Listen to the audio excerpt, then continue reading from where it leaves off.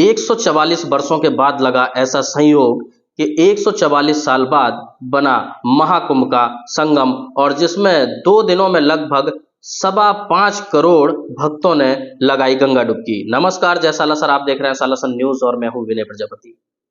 जिस तरीके से आप देख रहे होंगे देश विदेशों में प्रयागराज में लगने वाले इस महाकुंभ की चर्चाएं जोरों शोरों में है। सौर मंडल से लेकर वायुमंडल तक हर जगह महाकुंभ की चर्चाएं चल रही हैं।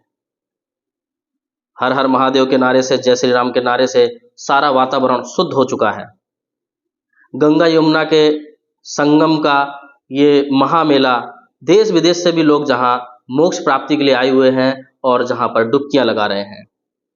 कुछ ऐसे नागा साधु, कुछ ऐसे अकल्पनीय साधु जिनके बारे में शायद ही आपने कभी सुना हो और जाना हो, ऐसे कुछ साधुओं के बारे में आज हम आपको बताएंगे। सबसे पहले तो आपको बता दें कि जिस तरीके से आज तक आपने सिर्फ 16 श्रृंगार के बारे में सुना होगा, लेकिन इन नागा साधुओं का अद्भुत अलौकिक श्रृंगार 17 श्रृंगार इनके होते हैं। वो कौन कौन से 17 श्रृंगार होते हैं ये हम आपको अगले वीडियो में बताएंगे, लेकिन अभी कुछ ऐसे साधुओं की कहानी हम आपको बताने जा रहे हैं जो शायद ही इससे पहले कभी आपने सुनी हो या देखी हो। सबसे पहले आते हैं चाबी वाले बाबा। इन बाबा की उम्र जब 16 थी तब इन्होंने अपने घर बार को छोड़ दिया और ये राम भक्ति में लीन हो गए। इनके पास 30 किलो की एक चाबी है। उनका कहना है कि ये 30 किलो की चाबी राम नाम की चाबी है जो हमारे मन के दरवाजे हमेशा खोलती रहती है। दूसरी नंबर पे आते हैं हमारे टार्जन बाबा। 52 साल की पुरानी कार लेकर बाबा हर जगह चलते हैं। 1972 का इस कार का मॉडल है और बाबा उसी कार में हमेशा यात्रा करते हैं। और संगम में जब ये कार, टार्जन कार वहां पर पहुंची तो लोग देखने के लिए उमड़ पड़े और उस 1972 की गाड़ी को भी देखकर लोग हैरान हुए कि आज भी वो गाड़ी एकदम नई और चमकदार दिखती है।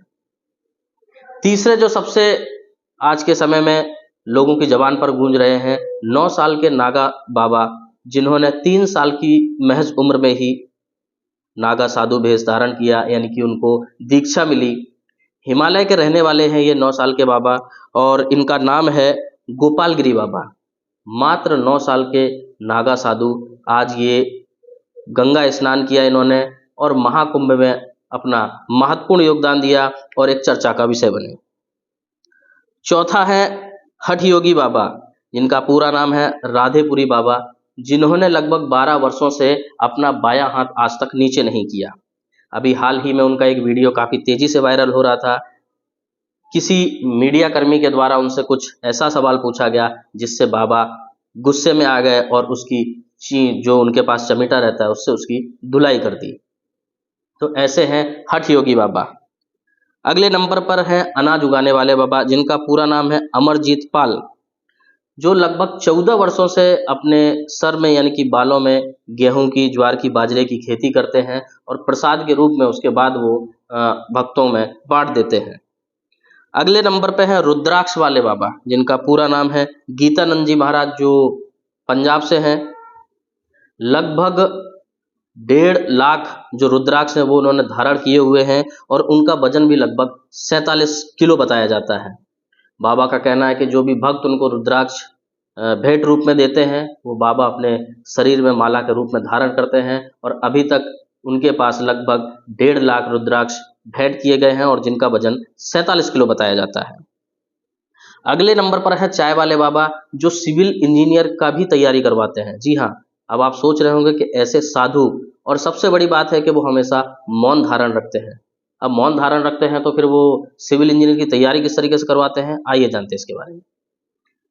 मौनी बाबा, जिनका सिविल इंजीनियर करवाते हैं और ये व्हाट्सएप या फोन के जरिए जो सिविल इंजीनियर की तैयारी है वो करवाते हैं। और इनकी एक और खासियत है, डाइटिंग वाले बाबा हैं। ये मात्र और मात्र दिन भर में सिर्फ और सिर्फ 10 कप चाय पीते हैं। जी हाँ, सही सुना आपने, बिना किसी भोजन के रहते हैं, सिर्फ दिन भर में 10 चाय पीते हैं, मौन व्रत धारण रखते हैं और सिविल इंजीनियर की तैयारी करवाते हैं। अगले लिस्ट में आते हैं गंगापुरी महाराज, जिनकी हाइट सिर्फ है 3.8 इंच। जी हाँ, 57 साल की इनकी उम्र है। सबसे छोटे कद काठी के ये बाबा हैं और इन्होंने 32 वर्षों से नहाया नहीं है। आप देखते होंगे कि संगम में जिस तरीके से बताया जाता है कि देश भर में लगभग 5 लाख से भी अधिक नागा साधु हैं, और ये उन साधुओं की लिस्ट हम आपको बता रहे हैं जिसमें से सबसे छोटे कद के जो बाबा हैं 57 साल के हैं और 32 वर्षों से उन्होंने नहाया नहीं है।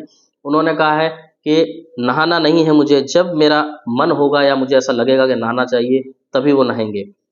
ऐसी लंबी कतार वाली लिस्ट हमारे पास मौजूद है साधुओं की, नागा बाबाओं की।